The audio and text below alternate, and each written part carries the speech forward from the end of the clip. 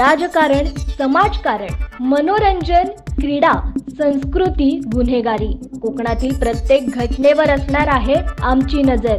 Konkan times news, तुमच्या हक्काचं बातमीपत्र। रायगड जिल्ह्याचे पालकमंत्रीपद अदिती तटकरेंकडे, भरत गोगावलेंना मोठा धक्का।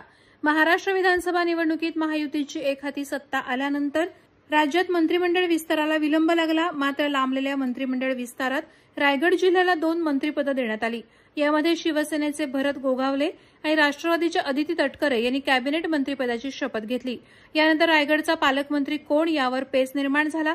भरत गोगावलेंनी अनेक वेळा रायगड जिल्ह्याचा पालकमंत्री मीच असा विश्वास व्यक्त केल्यानंतर रायगडमधील महायुतीच्या आमदारांचा भरत गोगावलेंना पाठिंबा पाहता रायगडचे पालकमंत्री भरत गोगावलेच होतील असं सर्वांनाच वाटत होतं।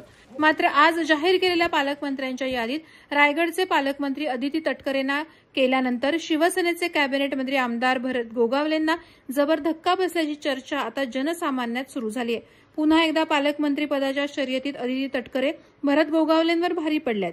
Bureau report, Konkan times news, Raigad.